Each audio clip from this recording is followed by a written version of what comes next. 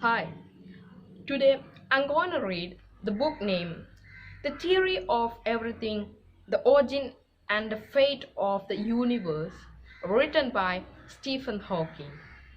In the series of the lectures, it's tried to give an outline of what we think is the history of the universe from the Big Bang to black holes, and in the first lecture, briefly review past ideas about the universe and how we got to our present picture and one might call the history of the universe. So let's get started. As long ago as 340 BC, Aristotle, in his book On the Heavens, was able to put forward two good arguments for believing that the earth was a round ball rather than a flat plate. First, he realized that eclipses of the moon were caused by the earth coming between the sun and the moon.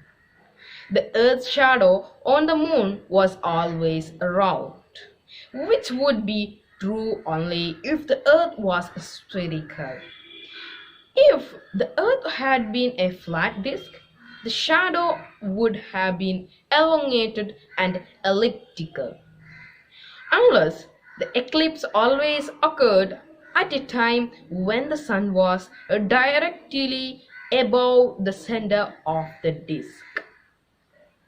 Second, the Greeks knew from their travels that pole star appeared lower in the sky when viewed in the south than it did in more northerly regions. From the difference in apparent position of the pole star in Egypt and Greece, Aristotle even quoted an estimate that the distance around the earth was 400,000 stadia. It is not known as exactly what length a stadium was, but it may have been about 200 yards. This would make Aristotle's estimate about twice currently accepted figure. The Greek even had a third argument, that the earth must be round. For why else does one first see the sails of the ship coming over the horizon and only later see the hull? Aristotle thought that the earth was a stationary and the sun, the moon, the planets and the stars moved in circular orbit about the earth. He believed this because he felt, for mystical reasons, that the earth was the center of the universe and the circular motion was the most perfect.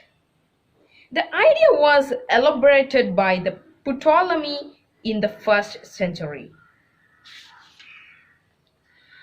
AD to complete the cosmological model in the earth.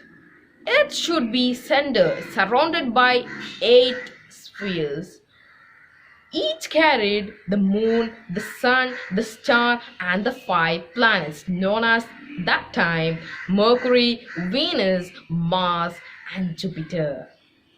The planets themselves moved on the smaller circle attached to their respective spheres in order to account for their rather complicated observed path in the sky. The outermost sphere carried the so-called fixed stars, which always stay in the same position relative to each other but which rotate together across the sky. What lay beyond the last sphere was never made very clear, but it certainly was not part of mankind's observable universe. Ptolemy's model provided a reasonably accurate system for predicting the position of the heavenly bodies in the sky. Thank you.